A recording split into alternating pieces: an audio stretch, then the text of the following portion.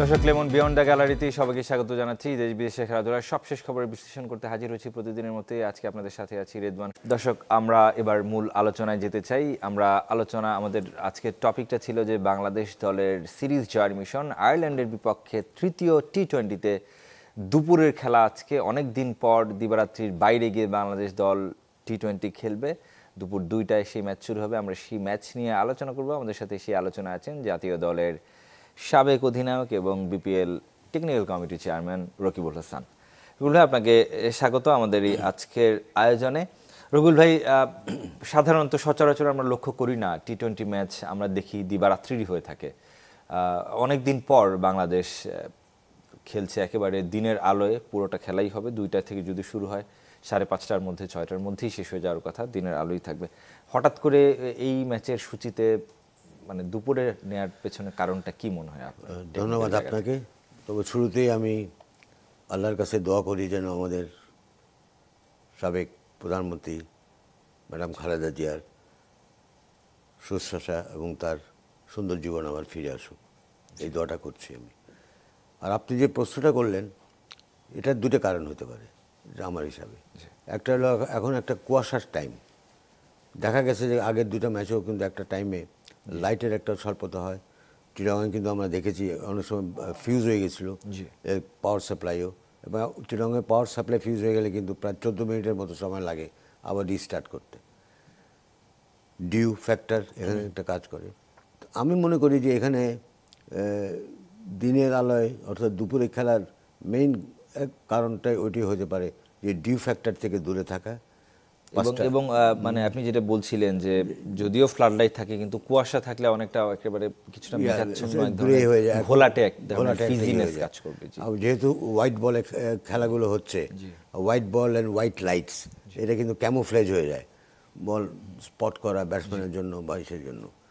আর একটা জিনিস কারণ হতে পারে, যেটা এটা আমার ধারণা, যে আয়ারল্যান্ড কি আজকেই চলে যাবে, তাদের ফ্লাইট স্কেজুলটা কি ইন্টারন্যাশনাল ফ্লাইট যদি রাত্রে হয় মিডনাইটে কথা, তাহলে এই জন্য হইতে পারে যে ফ্লাইটটাকে দিনে নিয়ে খেলাটাকে দিনে নিয়ে আসছে। ওখান থেকে শেষ করে তারা উইল ক্যাচ দ্য ফ্লাইট এবং ঢাকায় এসে ওখান থেকে তারা ইন্টারন্যাশনাল ফ্লাইটে ব্যাক করবে। এই দুইটা কারণ ছাড়া আমি আর কোনো কারণ দেখছি না এই মুহূর্তে। জি রকুল ভাই, সেক্ষেত্রে যেহেতু দিনের আলোয় খেলা, টসটা কেমন ফ্যাক্টর হতে পারে? টস জিতে যেই দলই জিতুক না কেন, তারা কি ধরনের সিদ্ধান্ত আসতে পারে টস জেতার পর? এখন this will B A Dicey decision. এই কদিন কিন্তু খেলেছি সব রাতে, সবাই একরকম চিন্তাভাবনা, একরকম প্ল্যানিং ছিল। তো আজকে কিন্তু টোটাল কন্ডিশন ইজ ডিফারেন্ট। তারপরে আমি বলবো যে টি-20 বলি, 50 ওভার বলি, আগে ব্যাটিং করে নেওয়াটা ভালো। আগে প্রেশারটা একটু কম থাকে, then you can put up a total.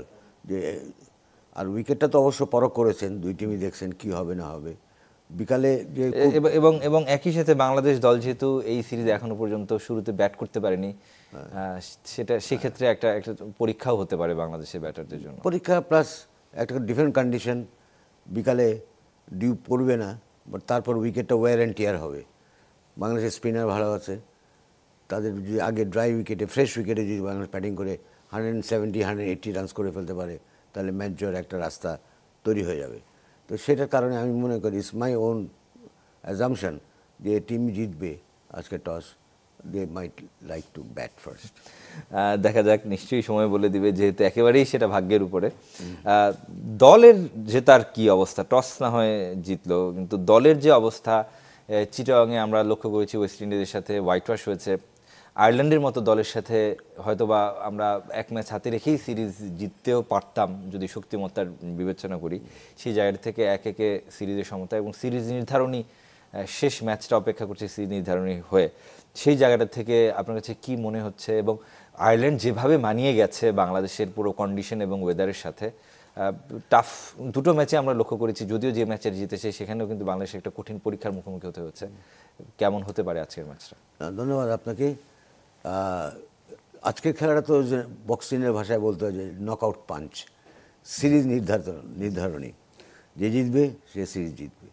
বাংলাদেশের দৃষ্টিকোণ থেকে এটা খুব গুরুত্বপূর্ণ একটা সিরিজ, কারণ সামনে কিন্তু টি-20 বিশ্বকাপের আগে কাজে সেখান থেকে যদি তারা আমরা জিততে পারি ম্যাচ, আমাদের আস্থা, প্লেয়ারদের আস্থা, কনফিডেন্স, এবং আমাদের যারা আয়োজক আছেন বা টিম নির্বাচন কমিটি থেকে শুরু করে সবার জন্য একটা সুযোগ আসবে টু প্ল্যান দ্য মেইন স্কোয়াডটা কী হবে না হবে, কারণ মাঝখানে তো আর সামনে বোধহয় কোনো ম্যাচ নেই, খেলা নাই, যদি যদি না BPL কোনো প্রস্তুতি ম্যাচ বা আয়োজন না করে, যদি আয়োজন না করি, বাট বিপিএলে হয়তো খেলবে সব প্লেয়াররা কম বেশি।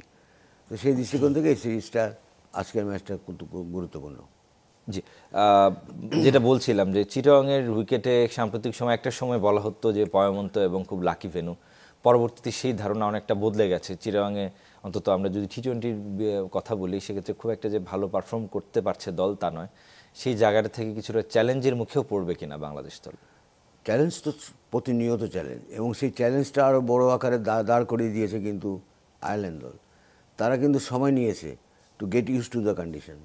তারা সেই কন্ডিশনের সঙ্গে তারা নিয়েছে। আপনি যেটা বলতেছিলেন একটু আগে, প্রথম ম্যাচ তো তারা জিতলোই, ভালো রান করলো, পরের ম্যাচটাও কিন্তু হাড্ডাহাড্ডি লড়াইয়ের মতন। তো সেদিক থেকে চিন্তা করলে যে তারাও কিন্তু, তাদের প্রেশারটা কম। আজকের ম্যাচটা কিন্তু হবে একটা pressure game, winner take all, মানে যাকে বলে। তো প্রেশারটা কিন্তু থাকবে বেশি আমার হিসাবে বাংলাদেশের, স্বাগতিক দেশের উপরে, অর্থাৎ বাংলাদেশের উপরে। কারণ আমাদের দেশে ক্রিকেট নিয়ে যে মাতামাতি হয়, বাট রেটিংয়ে আমরা ওদের উপরে আছি। আয়ারল্যান্ড ওরা কিন্তু জিতলেও হাসে, হারলেও হাসে, but they plan, they are professional. But তারা এটাকে নিয়েই করে না, বা তারাও মুখিয়ে থাকবে যে সিরিজটা জিততে পারে কিনা। আর বাংলাদেশের জন্য তো অবশ্যই এই সিরিজটা জয় করার জন্য একটাই, এটা রেলওয়েতে একটা কথা আছে না, একটা প্রেশার থাকবেই। ট্রেনের একটা নিয়ম আছে, ট্রেন সার্ভিস হয় না, স্টেশনে যদি একটা ট্রেন দাঁড়িয়ে থাকে, এরপরে যে ট্রেন আগে আসছে ওই ট্রেনটা, এরপরে আর একটা ট্রেন আসছে, তো ওখানে বলা হয় the last come first out, অর্থাৎ যে পরে আসছে সে আগে বেরোয় যাবে ট্রেনে। তো আমরা তো পরে ঢুকছি এখন মানে, তো দেখা যাক যদি সেই ট্রেনের ওই ফর্মুলাটা কাজে লাগে কিনা। But I am confident Bangladesh will play well today. Okay, আমাদেরও বিশ্বাস রাখতে চাই দলের প্রতি। একাদশটা কেমন হতে পারে? শামীম পাটোয়ারিকে নিয়ে অনেক আলোচনা হয়েছে, বিস্ফোরক মন্তব্য আমরা দেখেছি লিটন দাসের কাছ থেকে যে একাদশ বা স্কোয়াড নির্বাচনে তাদের ভূমিকাটা খুব কম থাকে, এবং তিনি শামীম পাটোয়ারি ইস্যুতেই কিন্তু এই প্রসঙ্গ টেনেছেন। এবং আমরা পরবর্তীতে লক্ষ্য করলাম যে তৃতীয় টি-20-তে স্কোয়াডে ফিরেছেন শামীম পাটোয়ারি। তিনি একাদশে জায়গা পাচ্ছেন কিনা আপনার কাছে কি মনে হয়? এই প্রশ্নের উত্তরটা নিব ছোট্ট একটা বিরতির পর। ক্লেমন বিয়ন্ড দ্য গ্যালারিতে ফিরছি কিছুক্ষণের মধ্যে।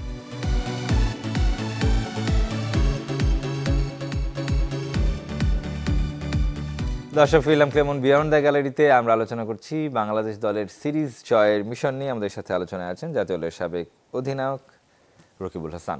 রকিবুল ভাই, একটা প্রশ্ন ছিল বিরতির আগে, সেটা হচ্ছে যে শামীম পাটোয়ারির ইনক্লুশনের সম্ভাবনা কতটুকু একাদশে?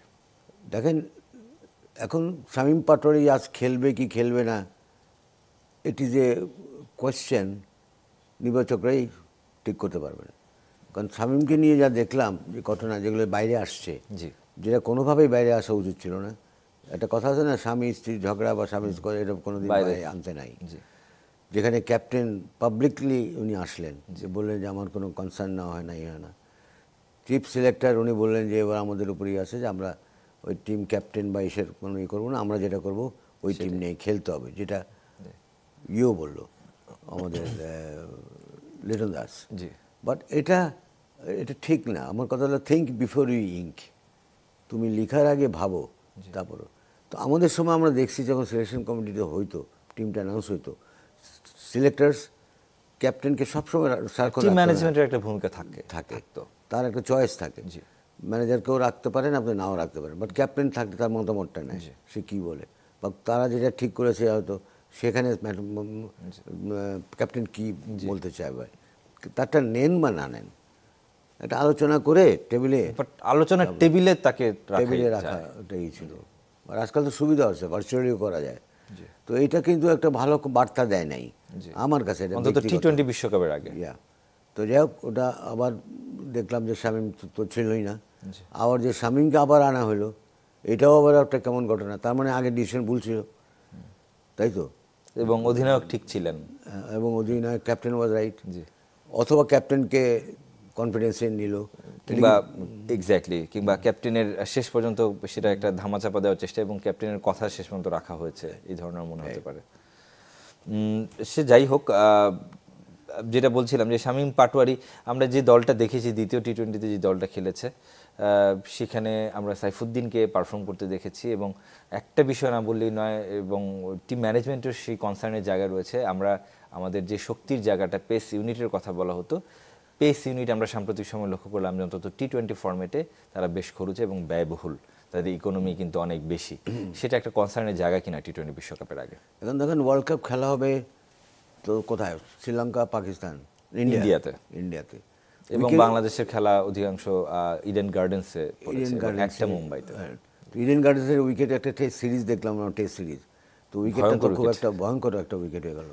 তো নিশ্চয়ই টি-20 ওয়ার্ল্ড কাপ টি-20তে এরকমটা হবে না, উইকেট অন্যরকম হবেই হবে। তারপরে কতটুকু ব্যাটিং বান্ধব হবে সেটাও দেখতে হবে, কতটুকু বাউন্স থাকবে তো এটা এখনই আছে, বাট ওটা মাথায় রেখেই কিন্তু টিমটা করতে হবে।